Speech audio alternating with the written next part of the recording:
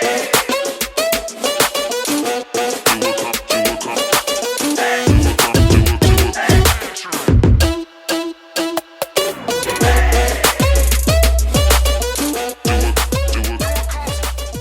everyone to Immigrant Bazaar, a weekly podcast that's run by immigrants for immigrants. Here we talk about things that matter the most for immigrants living in the United States. And our hosts are me, Anwar. And my name is Baram. Okay. So what we do here, we talk about things that should be useful, hopefully, fingers crossed to all the immigrants living in the United States. And we have guests. That's the format. We have guests that talk about certain areas that are interesting. And for this week's podcast, we thought that buying your first house is one of the most interesting topics to talk about. So we have a guest here who's waiting to be introduced. His name is Manu Sharipov. He goes by Max. He's a real estate agent located in Houston, Texas. And please go ahead and introduce yourself, Max. Okay, awesome. Thank you, Anwar and Barom, for giving me an opportunity to be here. And today we're here. We're going to be sharing some valuable information to help you guys get started in this process. As Anwar introduced me, my name is Manu Sharipov, and I go by Max, just to make it easier and to make it it's easier to remember. I have started my real estate career in around 2015. Before that, I was in a corporate world. So I graduated from University of Houston here in downtown in 2008 and found my way into a corporate world and worked there for a few years. I worked for one of the Fortune 500 companies here. It's a huge insurance company. So I was in finance department. To make the long story short, I came to realize that I wasn't being of value to people around me by just having a job and going to work from 9 to 5 and just getting that paycheck every 2 weeks. Well, don't get me wrong, I actually had a great comfortable life. I had my weekends. The driving was not fun to work or coming from work home. But I came to realize that I had to step out of that comfort zone and find something that I would be more valuable to people around me. So I was in a search of something new, and I started having this conversation with people around me, and I came across this very nice gentleman that was in real estate already. He had some experience, and he was looking to expand. So he knew me. We had very great relationship, and he actually was looking for an assistant in his real estate business. And we were in this coffee shop, and we were having this conversation, and that came. I came to realize that maybe there would be something I could do. Um, so I joined his team. I worked with him for a few years. He coached me, he mentored me, he explained to me, about all the processes and contracts. Contracts is very important in real estate. I learned about marketing. I learned about basic things that can get you ready for the next step. And in a matter of few years, I came to realize that I actually could do this by myself. So, I thanked him for everything he's done, and then I moved on. I joined a different brokerage, and I opened my own business. So you know, in real estate, you like for some of the people who are out there who are probably looking to become real estate agents, just so you know, you can basically get your license and then you can join a brokerage and work under that brokerage as an independent contractor. So so I joined this great company, EXP. We're actually agent owned and we're cloud based company. So especially with everything that's going on right now, I don't have to go to an office or you know, keep my social distancing. I can actually work from home, and that's the best thing I think I did for me and my family, because you know, we have young kids, and you know, I have that flexibility to be working from the comfort of my home office, and also you know, look out and look after my kids, which are actually, you know, doing virtual learning, well, as you might Yeah. as most of the people these, do right now. So The these experience they days, were the also whole there, right? country is, true, true, yeah. true. So it Yeah, seems you we know, have a good expert. We have a ton of questions to shoot at you. So get ready.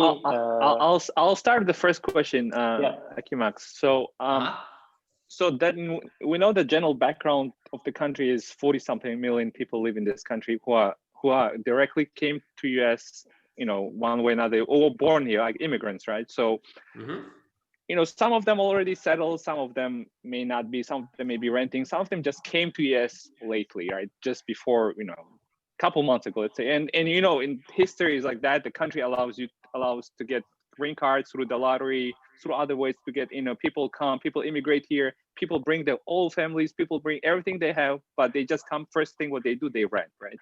So they have to rent. You cannot just buy immediately house as soon. I mean, you could do it, but probably not.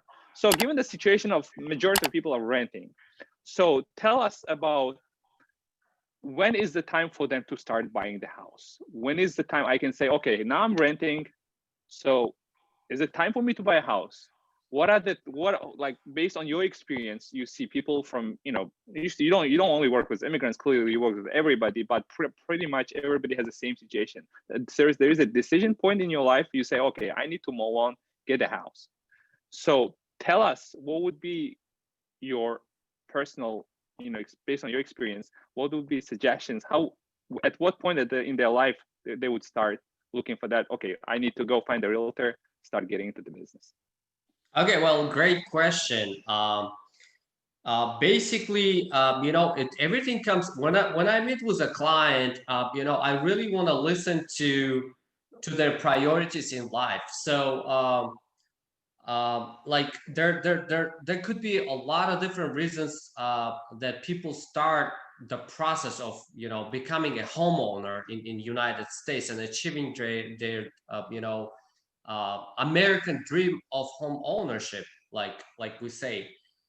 So I mean, I ask them about their priorities, like what is their priority? You know, what do they try to accomplish? Instead of me just, you know, going into the process, I actually want to listen to their, you know, priorities in life. Like I come across with families, like to give you an example, I have a family that they're moving from New York to Houston. I ask them, okay, well, what is the reason you're moving here? Well, he says, well, my daughter, she's graduating high school. She wants to come and join one of the Houston universities, and we want to be 15 to 20 minutes away from one of the major universities. Let's say University of Houston. So I know that it, you know, I know that you know, that's their priority, right?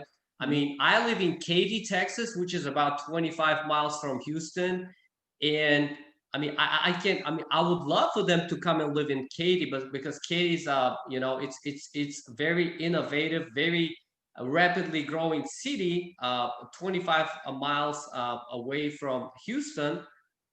But if their priority is to be 25 to 30 minutes away from one of the major universities, that's what I focus on. And then that's where this conversation starts, right? So how do I know if they're ready? Well, I mean, I ask them, you know, first thing I ask them is that a lot of times people, you know, like especially I work with a lot of immigrants, and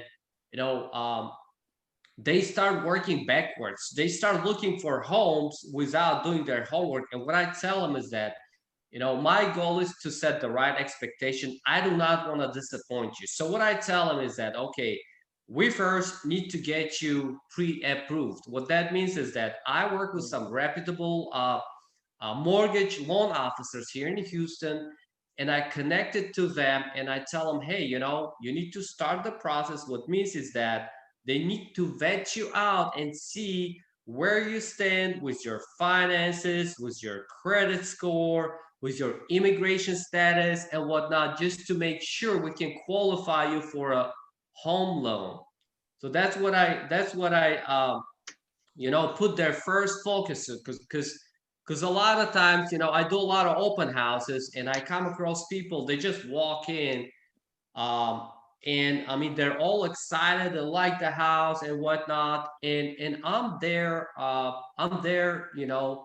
of course, to sell the house for my client, but at the same time, I want to be of value to these people who come, to this open house. So I start the conversation, and trust me, 90% of the time when I ask them, have you been pre-approved, they have no idea of what I'm talking about. So if there was anything that you get out of this, our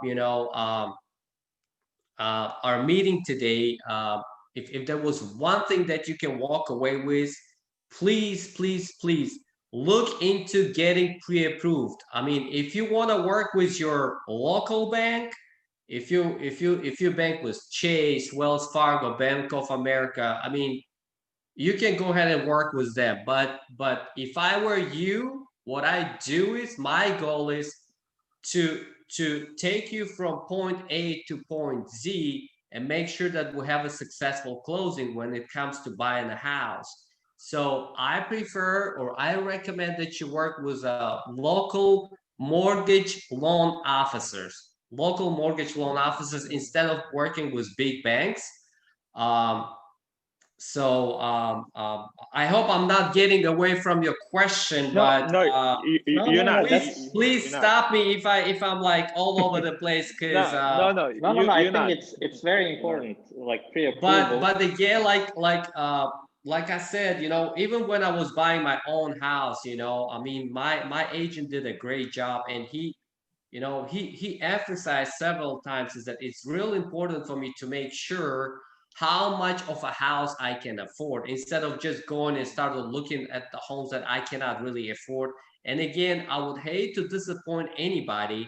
I mean, they come to me and they're like, hey, I'm looking at homes, in 350s, 300s in this area of town. And then the first thing I ask them, have you been pre-approved? And they're like, they have no idea of, what does that even mean? So that's why I'm trying to re-emphasize, is that how important it is to make sure that you get pre-approved, basically. So with the pre-approval, right? I want to buy. Okay, so I have enough money for down payment, supposedly, right? So I have enough money for down payment. Now I go to my local bank, get a pre-approval. So the next step is to find somebody like you, right? So who's going to guide me through the process, right? So like in this case, I would have to use my network of people who I know, or who have like friends who have bought, say, hey, like, what is the next step for me to buy a house? What do I do, right? So then I call Max Sharipov. I say, okay, Max, like, when is your time? Help me out here. Because I have no idea what the process is. Because what I know is I have some money saved. I can probably pay down payment, but I don't know what's next. And I can tell you, I like 4-bedroom apartment. I have 3 kids. I need office space. I need that. I can, and then you, of course, you will meet with us. You said you will meet in person and probably discuss further all the priorities, what they want, how they want. Some people want garage, some people want that. My wife likes a big kitchen, for example, open space concept, all that stuff, so. Yeah, that's pretty much with a lot of women. And when it comes to, when it comes to that kitchen, I tell my, husband clients, I say, hey, just listen to that. And, that's probably going to be the house that you want. Okay. So, don't mess it up. Amar, go ahead. Yeah, I actually had a follow-up question. So pre-approval, I know that when you apply for credit cards or, credit for cars and things like that, there is some sort of a cost in terms of like, hard call or hard pull of your credit history. For pre-approval, does that happen too? If I go to a bank and I say, hey, I have some cash for down payment, why don't you get me pre-approved? Would that cost me in terms of my credit history, credit score? And if it does, is it significant? And that's one question. The other question, how long does that pre-approval last? Like they approve you, pre-approve you for the next 3 months, 6 months? How does that work? Okay, great question. But before I get into that, I want to clarify one thing, okay? So you first want to find a local realtor or real estate agent expert in the area you want to buy. So then they will connect you to their mortgage Loan partners, officer. okay? So now coming to your question. So I'm actually right now I'm in the process of refinancing my house. So what that means is that I have a current existing loan, and then because the interest rates are so low, I'm trying to get into a lower interest rate. So coming back to your question, yes, you get a hard inquiry ding on your credit, but that it doesn't have a long-term impact on you. And in a matter of 2 to 3 months, your score improves back to where you're at. Goes back. And it's a great question, because I get to talk to a lot of people, and when I tell them, again, I come back to the pre-approval process, and a lot of times I hear people say, well, I'm not ready because I don't want you to hurt my credit. And I go, well, what are you talking about? So it's a great question, Avad, and it's a big misconception out there. And to answer the second part of your question, when you get a pre-approval, it lasts you for 90 days. And 90 but days. here's Okay. 90 days. So 90 days. But here's what I always recommend to my clients as well. When you first start with the first lender, you have about 30 days to go and shop around with other lenders to get the best rate or the best terms on your loan. And please, please, please, a lot of times I tell them,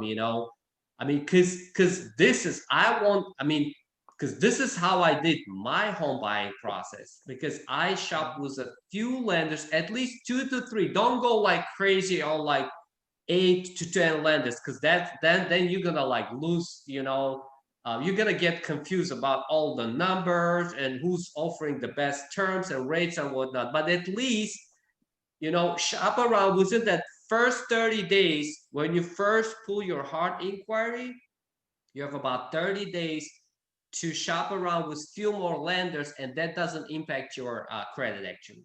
Okay, so that's a good point. 30 days, that's a lot of days actually. 30 days is... Yeah, because all this credit bureaus like Experian and TransUnion and whatnot, they know that you're in the market to look for a home loan. So they don't want to be just, slapping your hand every time you go and, shop around. It's just like buying a house, buying a car loan and stuff like that. So it's the same, process that takes place. And that's how it actually works. Yeah, 30 days is pretty good. And if you're saying that the credit hit is not that big and within 2 or 3 months it's going to recover, then it's really it shouldn't be a problem or Absolutely, some sort of a reason not to do it. That's good to know. So speaking of credit score, just want to quick clarify. Is it officially the minimum credit score that people need? And by the way, to our listeners and everybody who's watching on YouTube and everywhere else, we're gonna have a special separate episode about credit score, how to improve it, because it helps immigrants. Immigrants come, they don't have credit history. Clearly I didn't have credit history when I came, and I remember it was like back in the days, you had to do the, what's it called, secured credit card, I guess, where you put the money and then they give you security credit card. They don't. So that's all. For my wife, the same thing started. So we're gonna have a separate subject about credit score and how to improve it, how to get it better. So you can do whatever you need to do in terms of buying house and cars and stuff. So speaking about score, is there an official limit where people should be comfortable and knock the bank's door and say, okay, I need pre-approval? What is the limit in terms of score? Like, what is the minimum you need to have? Okay, very great question. So, and again, I mean, this is based on my general knowledge. I'm a realtor, which means I'm a realist. I'm a licensed real estate agent. I'm not a licensed mortgage loan officer. And I think maybe we can do a follow-up episode where all of us can join and team up with one of the loan officers here. I know of a person who's in our community that can be helpful, and that could, I mean, there's a lot of questions that I don't get into that, but based on the general knowledge, there's two types of loans you can get into. There's FHA, which is backed by federal housing administration, I believe, which is very common for first-time home buyers, and their minimum score, I think, it's around 620. So if you're at 620, you can get into FHA loan, and FHA loan has a minimum down payment of 3.5%, and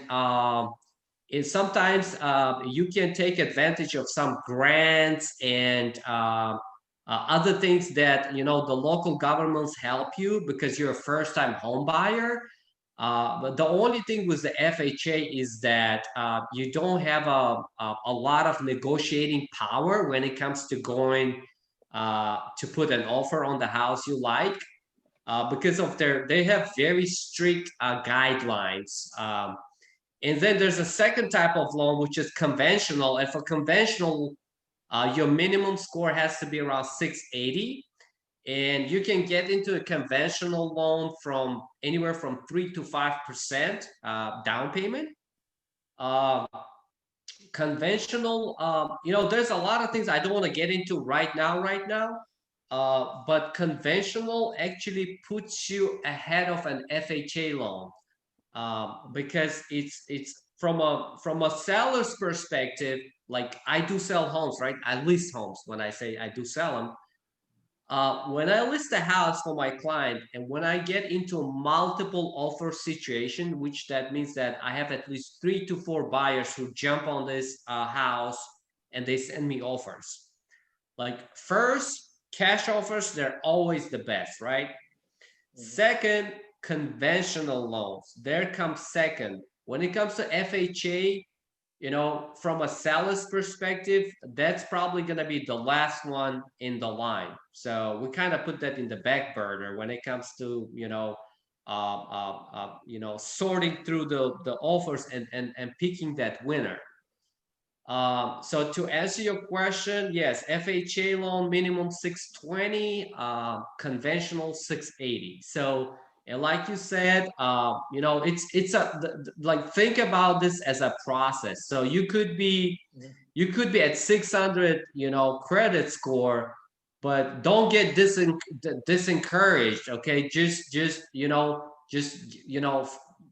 look in your network and find somebody who can help you improve your credit score. Like you mentioned, Bahram, I'm pretty sure you're talking about somebody that I mean, there's a lot of companies out there who can help you to improve your credit score and get you where you can, get qualified for this loan. So it's very possible for you. Again, if anything today, I really want to encourage you guys to get out there and really, try it out. If you again, I don't want to get too much into it, but if you are if you're an immigrant with a immigration status that allows you to buy a house, which, if you're a green card holder, I mean, I know there's a lot of immigrant citizens who actually don't know where to start the process. If you're in that status, if you have a work permit, that definitely gives you a chance to buy a house. But that one is kind of actually tricky because you really want to make sure that you know, you find your house and you buy your house within that time period when your work permit does not expire. Okay, Um, that's important. yes. Good point. That's a good point. Yeah. I just want to point out, you know, Max is your real estate agent. So when it comes to loans, you know, the details about the, you know, points and I don't know what rates and things like that, I think we should have a loan officer and address those questions to that person. So, you know, Yes. we don't want to bog you down with that kind of stuff. There's one thing that, from my experience, so you go shop around. So this is not about rates or anything. You go shop around, and then these banks or mortgage companies, they send you these you know, PDF documents that list the, you know, down payment amount that you're looking at, the rate that you're looking at, and things like that, and then closing costs that sometimes have different line objects, right? So you're supposed to compare these offers, but then there's also this. So this is just an estimate, and when suppose you chose one of those mortgage companies, you like the house, you bought it, and then they come back to you and the terms are very different. So how do you know? So let's say I have 5 these PDF documents, you know, forget about the numbers, just how do you know these offers, mortgage offers, are actually close to reality, and some of them are not close to reality? Is there any way to know that, or it's just your chance? Well, again, that's probably like a loan officer question. But what I would do is a lot of times, you know, you're gonna have some standard costs out there. Okay, so I want to just go over that. So you're basically gonna have you're gonna have a down payment, which could vary anywhere from 3 to 20% down, depending on, you know, where you fall.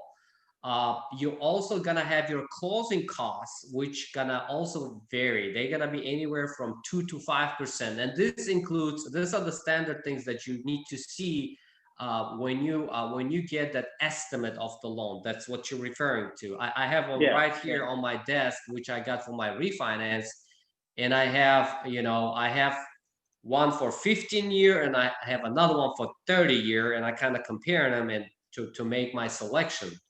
So appraisal fees gonna be pretty much, you know, standard. You're also gonna have a lot of lenders. They're gonna charge you what's called origination fee. Origination fees are 1% from your loan amount, not from the sales of the price, from the loan amount you're getting. Okay. Then you're also gonna have an extra cost or extra expense for inspection. It's really very important that regardless of if a house it's a new construction home or if it's a resale house, you always want to get it inspected. You know, you want to make sure that the house doesn't have any major issues like, you know, roof leaks or AC is not working, or the furnace, which, you know, which provides heat into your house. Also the foundation issues. These are the things that, you know, you want to make sure the house doesn't have any major issues. So that's going to be a separate cost. That's going to cost you anywhere from $300 to $500. Another one that you gotta have in your bank is the earnest money, right? When you send an offer to the seller, and if your offer gets accepted, then you're gonna have to write a check to the title company that's gonna do all the title paperwork for you, which is gonna be 1% of the sales price. So let's say if you send an offer for a house and the house sales price is 200,000, so 1% of that's gonna be 2,000 that you're gonna write a check and you're gonna send it to the title company. And you're also gonna have a very small cost, which which is called an option fee. That actually ties to your inspection. So what that does is that as a buyer, it's gonna give you an option and an option period, which could vary anywhere from 7 to 10 days So it gives you an option as a buyer to opt out of the contract if anything anything major comes from the inspection. That's So interesting. so say that you give the seller let's say $200 for 7 days option period. What happens is that, okay, and this is also really important, what happens is that you do your inspection, you know, the inspection comes back, let's say that you're buying a resale home, and there are a few items that the seller needs to, you know, repair or maybe replace or whatnot. So that's another negotiating point for you. And when you come to a mutual agreement, then you move on. What happens to that $200? That $200, the option fee, it's gonna be credited to your final amount that you need to bring to closing at the on the closing date. But if you decide to opt out of the contract within those 10 days, let's say that you found out that, you know, I mean, you found out that, for example, you have crazy your neighbors house has a to your right major or something. foundation issue or something that you were not expecting, right? So in that case, what happens is that you just terminate the contract and the seller keeps the 200, but you walk away from the contract, you get your earnest money back from the title company. Does Oh, that so make you sense? get it. You get it back. So you don't lose your earnest money. You don't know. That's why it's important that, you know, you actually kind of, you know, protect yourself from this type of situations by paying the option fee. That's the whole purpose of option fee. You pay the option fee to give you a flexibility. a right to terminate the contract in case something like that happens, but you get your earnest money back. I mean, you know, if that happens though, I mean, isn't it usually sometimes like a seller's kind of fault maybe not to tell you everything that's happening in the house, or are they supposed to tell you everything or not? Like, for example, okay, I have the problem here, just letting you know, or can they just legally hide it from you? No, it's actually a great question. A lot of times, because I work both with sellers and buyers, you know, the seller by law is required to provide a seller's disclosure. So the seller's disclosure basically lists all the components of the house, all the appliances, whatnot, what kind of windows it has, what kind of garage door remotes and whatnot. So the seller has to fill out everything to the best of their knowledge. And especially like in Houston, you know, I don't know if you guys remember this, but 3 years ago, we went through a horrible major hurricane that flooded a lot of areas. So we have a section in seller's disclosure which talks about the flood area, and that would be something that you would ask your client, which is the seller, to talk to their insurance agent and fill out that section. You know, I don't recommend that you fill out that section by yourself. That would be something your insurance agent will help you with filling out. Just the flood area questions on the seller's disclosure. But coming back to your question, Baro, a lot of sellers are, you know, they're very transparent and open about, you know, disclosing everything on the house they're selling, because they don't want you to come back and sue them in a few years when they find out something that you're not.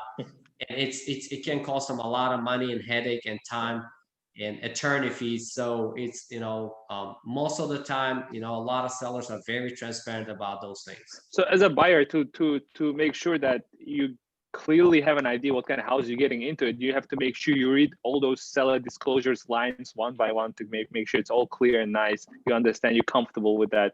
And in this case, if I'm a first-time home buyer, so my sales agent, being you in this case, you would be helping me out to read that through, right? Is that absolutely correct? Yes. So, you know, anything that needs clarification, you know, on the seller's disclosure, like sometimes we get seller's disclosure and it lists the roof, but it doesn't say how old is the roof. So from your perspective, if you a buyer, I represent you as my client, then, you know, you have this question, then you say, hey, Max, so I went through the seller's disclosure, and this are a few things I want you to clarify, because the seller's disclosure is not clearly stating how old is the roof, and there's something that they filed with the insurance company, but what was that about? Was it because the house flooded?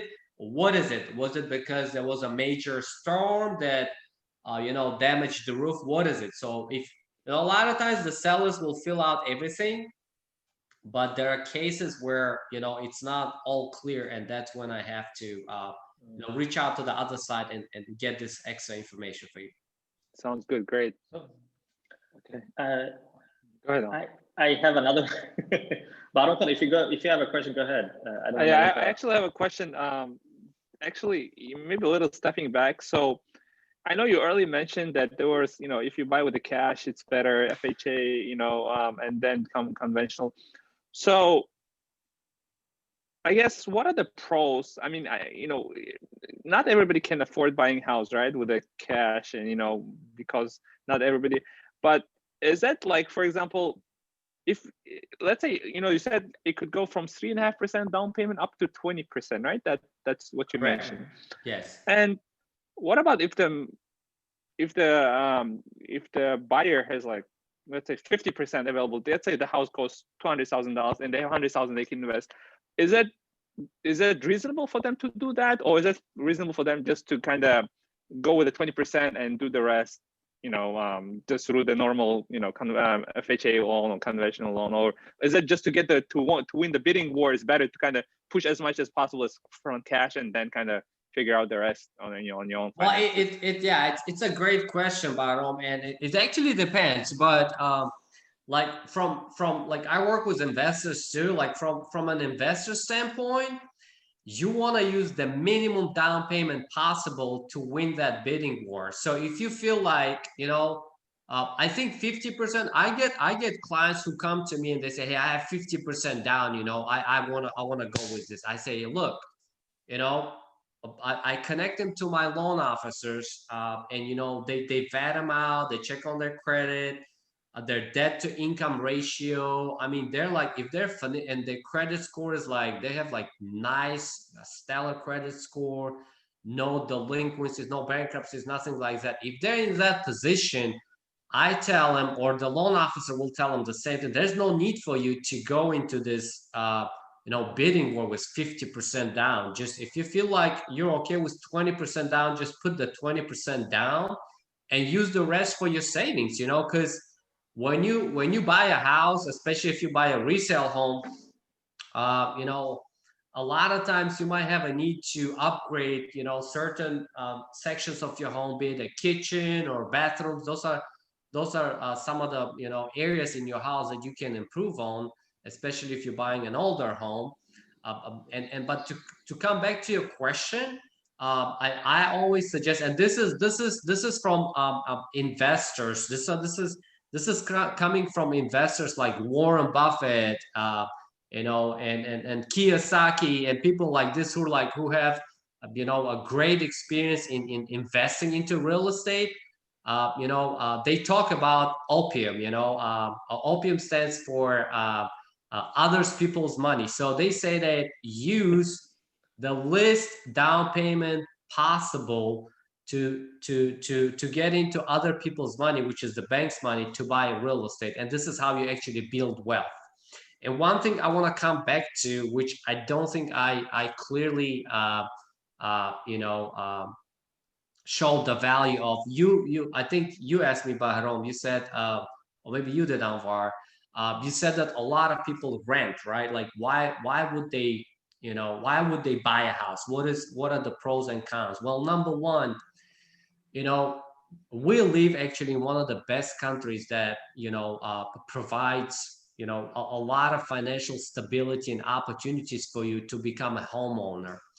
And one of the biggest benefits of owning a house versus renting is that you build equity. Because you guys know that how difficult it is for a lot of families just to save their money. That it's like, I don't know. It's like, for me, it was, at some point when I was in corporate world, like I had no savings, and I was like, I was working, but I would collect my, paycheck every 2 weeks, and like, boom, it goes for all the bills, it goes for mortgage. And at the end, you look at it, you're like, you start from zero. So it's very difficult. Vicious cycle, right? I'm Vicious sorry? cycle. Yeah. It's a vicious cycle, right? It's like you Yes, keep it going. is. Like, I mean, we call it, it's a rat race. Yeah, of Guess, I course. mean, I want to be nice, but Yeah, it is a rat race. but so you know, it's very difficult for a lot of this, you know, immigrant families to build some sort of savings. So one of the biggest benefits of owning a house is building equity. What that means is that you get a loan from bank and you buy your house. Let's say, you know, let me give you an example about my house. Okay, I bought my house in Katy area in 2013 for 137,000. It's a 3-bedroom home, nice house. You know, it was move-in ready. You know, I didn't have to pay a penny for it. 137,000 7 years ago. I'm paying down my loan, right? I probably, let's say, just to make it easier, let's say that I still, you know, owe the bank 100,000, right? But in a matter of 7 years, I'm building equity. The value of my house is appreciating. That's what's the best thing about owning a home. And in 7 years, let's say that my home's worth today is, let's say, 210,000, right? 210,000, I owe 100,000, right? So I sell my house today, $210,000. I take that money, I pay off my debt. I still have about $80,000 to $90,000 money in my hand in a matter of 7 years. So see, like, you do the calculation. I'm not gonna go into that, but you know, in a matter of 7 to 8 years, you build equity. That's the equity that you have. That 80 to 9,000 after paying all your fees. You know, your realtor's commission, your title commitment fee, your this that. After paying all your fees, you still have money left. So what you can do is, if you know, if push comes to shove, something happens, right? You know, you decide to just sell it and like move back to Europe or China, whatever you want to go. I mean, you can take that money and take it with you. Unfortunately, you don't have that opportunity with renting. Plus, there's a lot more other benefits of owning a home. I mean, you get, you know, I lived in an apartment. I know how difficult it is with parking, getting in, getting out. You get your own big driveway, you get your garage, you have a lot of storage in the house. Like I like in this house, when I was when we were looking for this house, you know, we one of the features that we like in my house is that it has a home office. It's like as I walk into my house, I'm sitting in my home office in addition to 3 other bedrooms that I have. I mean, there's so many other things, so many other benefits of owning a home versus renting. But the biggest thing you want to focus on, and I tell people, because people tell me, you know, like they call me from California, they say, hey, you know, how's the weather in Houston? We hear that it's so hot and it gets so, you know, humid and this and that, and traffic sucks. I'm like, okay, well, fine. I say, okay, you can just stay in California. But then I talked to him, I said, well, what is the possibility of you buying this type of home in California? Like, this type of home in California is probably going to cost you about $500,000 to $600,000. I mean, what is the possibility that you can get into this type of home? I mean, it's like, it's impossible. It's almost impossible for them to do that. Well, then I say, well, what is your priority? Is it California weather, or you building some sort of equity? And that's what I drag everybody back into. I mean, I don't really you know, mind where you live or what your, you know, whether, you know, preferences are.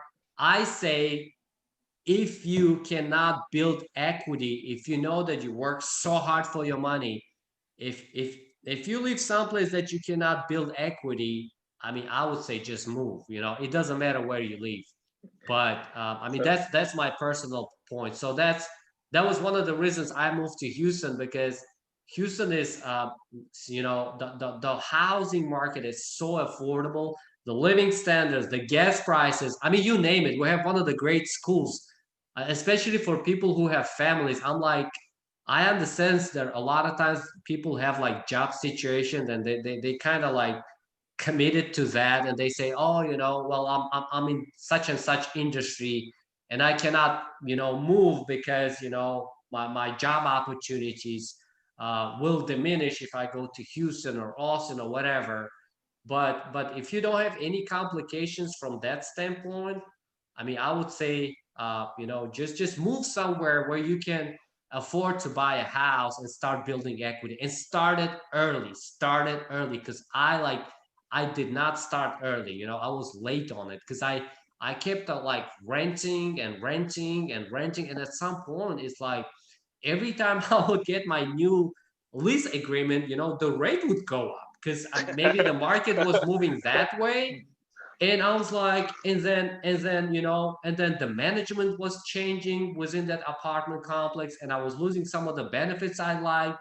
And I started seeing different kind of, you know, people moving in, demographics, because you know, I was building family, you know, I was concerned about their, you know, security, their safety, you know. So that's when I realized that, you know, it was time for me to like to move. And I was so scared, I was like, and I was like, well, how am I gonna do it? You know, a lot of times you go through that. So it's, guys, it's really really possible, and it's everything's possible for you in this country. You know, it's just a lot of times, you know, you go through those motions and emotions that, you know, you scared, because I was. I'll tell you how I bought my house. I did not have money in my savings account to bring to the down payment. So you know what I did that year?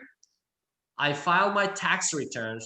I got my tax returns. It was about probably I don't know, 4 to 5 thousand, and I was waiting for that money to bring to the closing table, because I'm telling you, I was in the corporate world, I was working, but I didn't have any savings. So that's when I realized, you know, I have to do something different. So if there was one thing I would, you know, I would encourage all of you, the audience and who's listening to us, is that don't ever be scared and hold back and have these misconceptions. You know, you have a lot of resources around you. Get in touch with the local experts, ask the right questions, and just go through the process. You know, do not be scared, because the opportunities are endless in this country. Sounds good. Yeah. Sounds good. Great.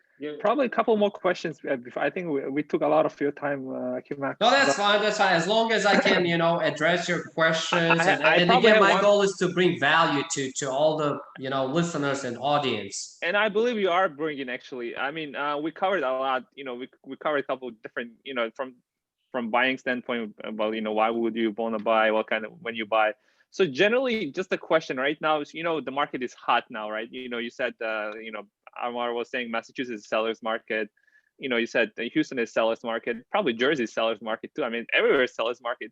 But generally, knowing situation going on now, and you know, for the future, you know, people may be listening in this, you know, watching this or listening later on, you know, 6 months from now.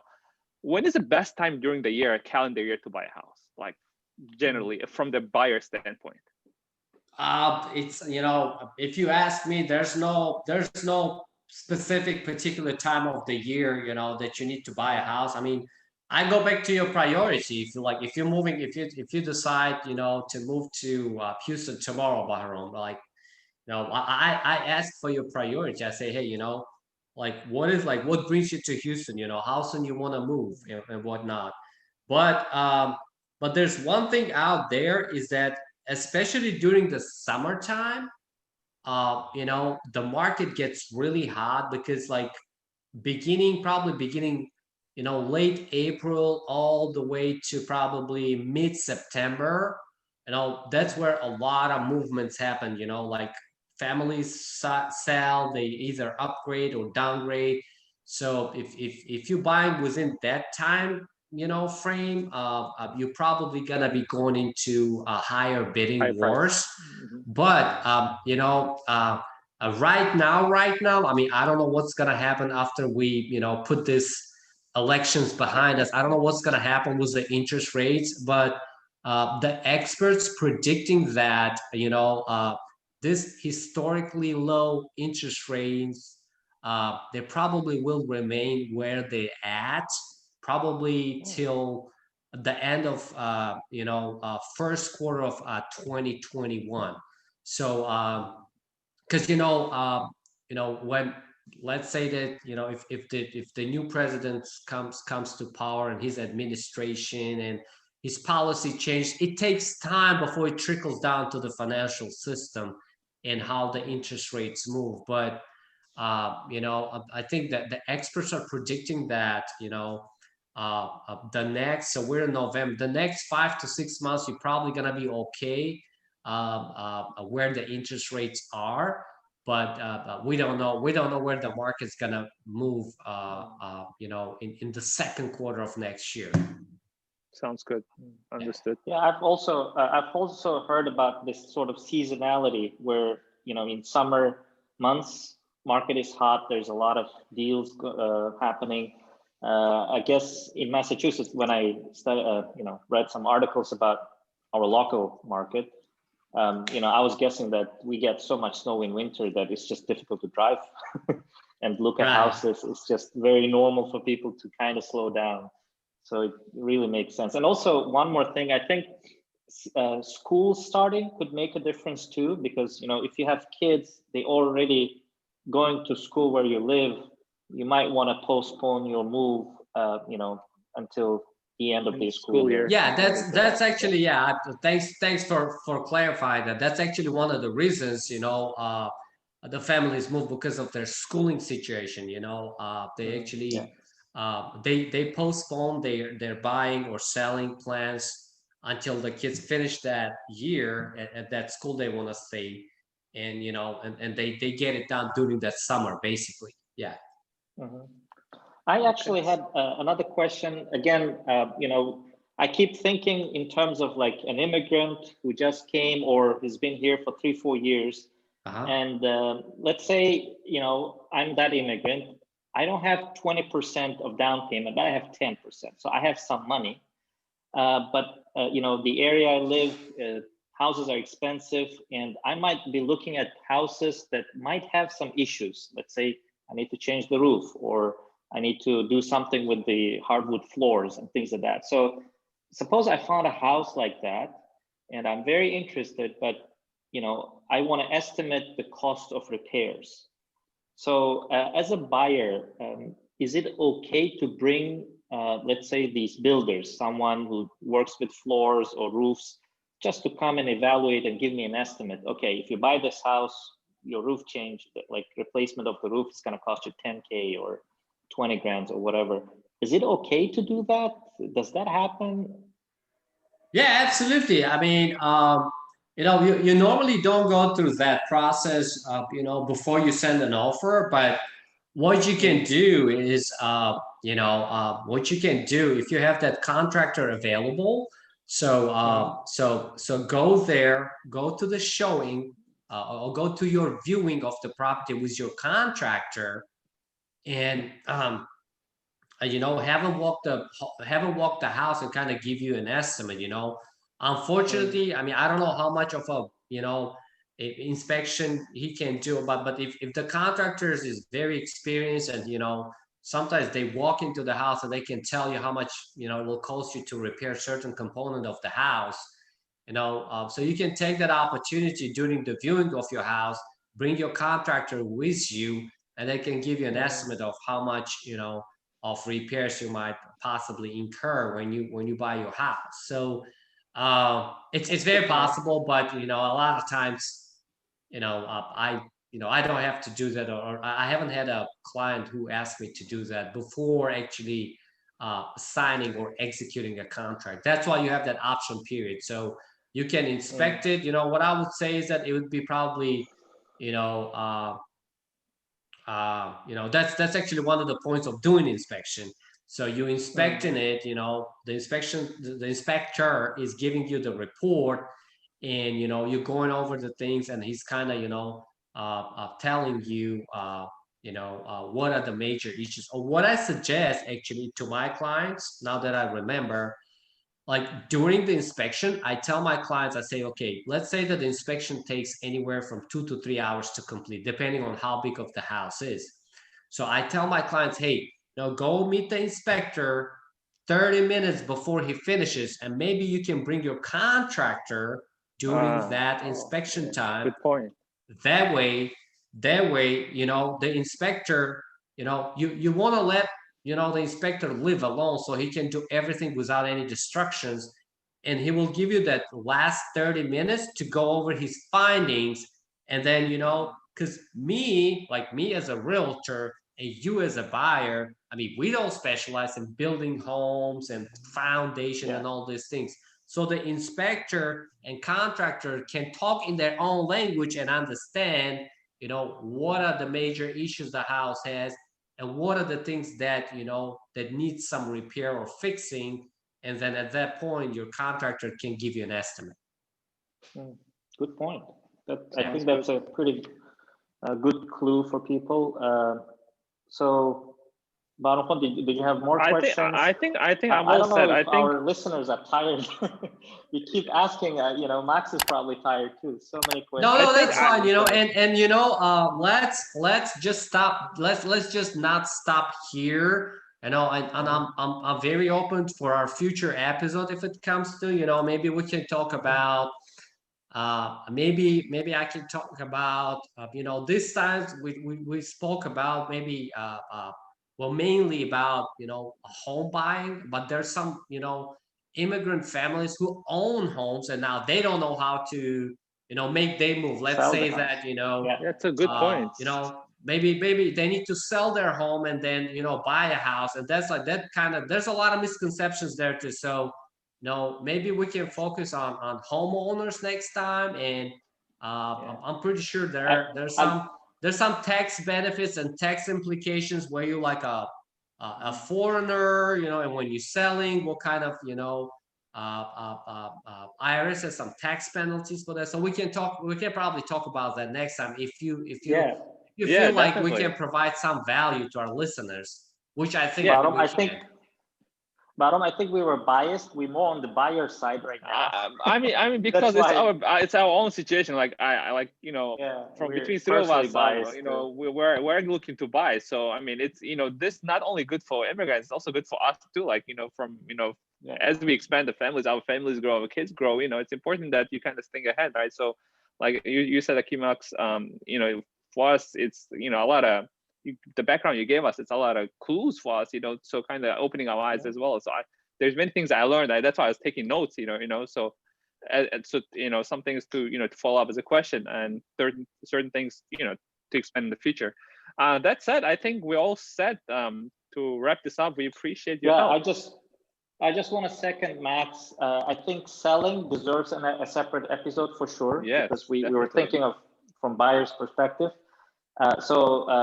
Dear listeners, viewers, if you're interested in an episode about selling houses, please do subscribe. We do need subscriptions to survive. So please do so and leave comments.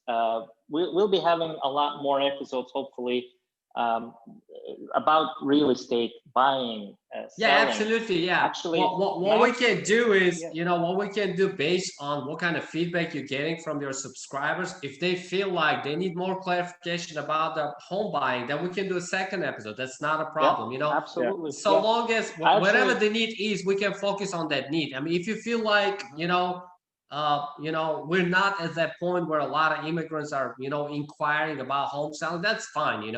I mean, we want to really, our goal was when we first started talking, our goal was to provide value to the majority of people and see where they need us so we can fill in those gaps. So that's true. And I want to point out, like at the beginning, Max, you mentioned real estate, becoming a real estate agent as a career.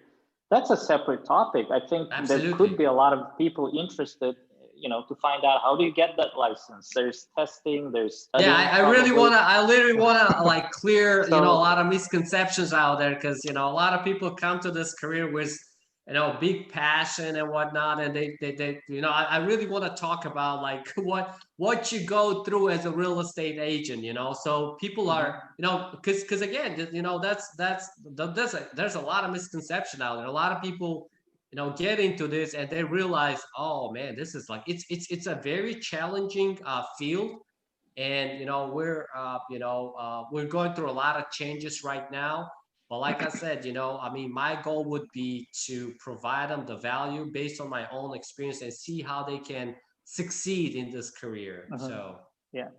So viewers, please subscribe. There's a button somewhere there, bottom, right, left, I don't know. Yeah. But do subscribe. We're gonna have cool episodes coming up. Thanks a lot, Max, for this wonderful, I think, conversation. I personally learned so much. Thank you, Max. We appreciate your help. And for viewers, if you have any other questions in general, not necessarily about housing, but anything else, well, we have our, you know, Facebook page, Instagram, we have YouTube, where you can leave comments. Of course, subscribe, like Anwar was mentioning, and our immigrantbazaar.gmail.com is our current web email address. You can ask any questions you have, feedback for future episodes, anything else, and we look forward to have more of these episodes. And until next week, I guess. Thank you. Yeah, we can share Max's contact information at the end.